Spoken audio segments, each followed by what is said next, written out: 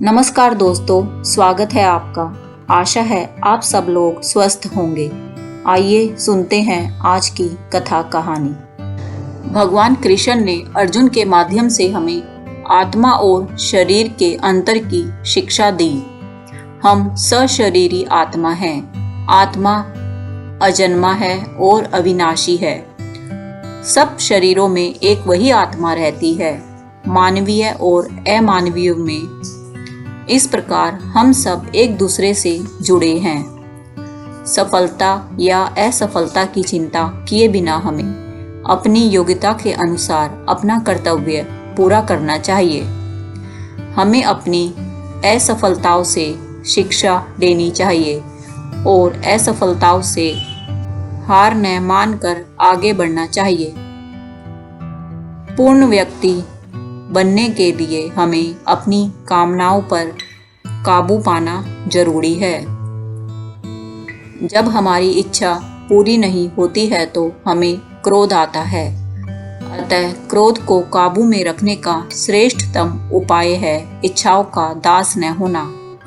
हमें अपनी इच्छाओं को सीमित करने की जरूरत है। इच्छाएं हमारे मन में पैदा होती हैं, इसलिए हमें अपने मन को काबू में रखना चाहिए। यदि हम मन को काबू में नहीं रखते हैं तो हम नाविक विहीन जहाज की तरह भटक जाएंगे। सुख की कामना हमें पाप की अंधेरी गली में ले जाती है, मुसीबतों में डालती है और हमारी प्रगति को रोकती है। अतः हमें अपने लिए सुख से ऊंचा ध्येय निश्चित करना चाहिए।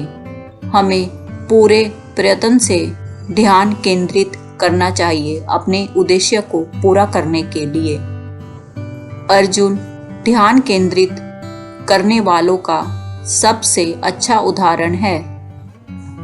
इसके विषय में एक कथा सुनो।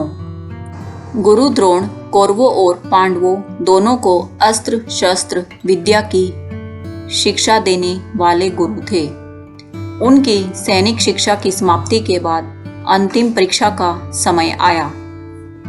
द्रोण ने समीप के एक पेड़ की शाखा पर लकड़ी का एक बाज रखा।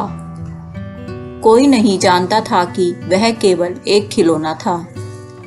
वह असली बाण जैसा प्रतीत होता था। दीक्षांत परीक्षा उत्तीर्ण करने के लिए सभी छात्रों को एक बाण से बाज का सिर काटना था।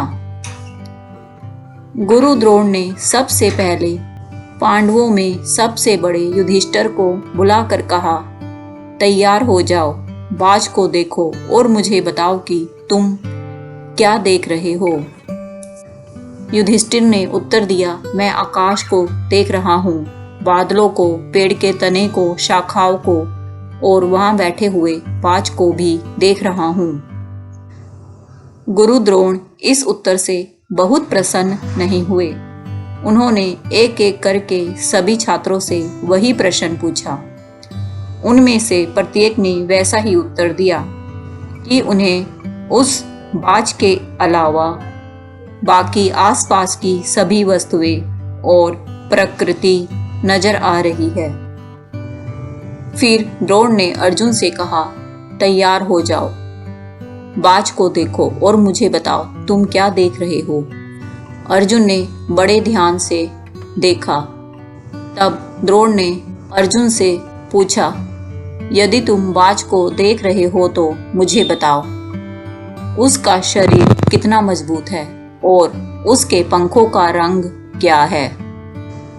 अर्जुन ने उत्तर दिया, गुरुजी, मैं तो केवल बाज के सिर को ही देख पा रहा हूँ, सारे शरीर को नहीं। गुरु द्रोण अर्जुन के उत्तर से बहुत प्रसन्न हुए। उन्होंने उसे परीक्षा पूर्ण करने की आज्ञा दी। अर्जुन ने बड़ी आसानी से एक ही बाण से बाज का सिर काट गिराया, क्योंकि वह अपने लक्ष्य पर एकाग्रचित होकर ध्यान केंद्रित कर रहा था। परीक्षा में उसे पूरी सफलता मिली। दोस्तों, अर्जुन अपने समय का न केवल सबसे बड़ा योद्धा था तो वह एक करुणा भरा कर्मयोगी भी था। भगवान कृष्ण ने गीता का ज्ञान देने के लिए अर्जुन को ही माध्यम चुना। हम सभी को अर्जुन के पद चिन्हों पर चलना चाहिए। गीता को पढ़ो और अर्जुन की तरह बनो। जो भी काम करो पूरे मन से एकाग्रचित होकर करो। गीता के कर्म योग का यही मूल मंत्र है और तुम्हारे हर काम में सफलता का भी यही एकमात्र रहस्य है। दोस्तों, कमेंट करके बताएं आपको आज की कहानी कैसी लगी। यदि यह धार्मिक कथा कहानी आपको बहुत अच्छी लगी है तो इसको लाइक करें, साथ ही अपने दोस्त रिश्तेदारों के साथ ज़्यादा से ज़्यादा शेयर करके आप भी थोड़ा पुण्य कमाएं। दोस्तों, अगर आपने अभी तक यह चैनल सब्सक्राइब नहीं किया है तो इसे सब्सक्राइब करके मेरी YouTube फैमिली का सदस्य बन जाएं, ताकि हम सब मिलकर समाज कल्याण में अपनी धार्मिक और शिक्षाप्रद कहानी कथा के द्वारा लोक कल्याण के संदेश का प्रचार विस्तार कर सके। धन्यवाद। जय सिया राम। ओम नमः शिवाय।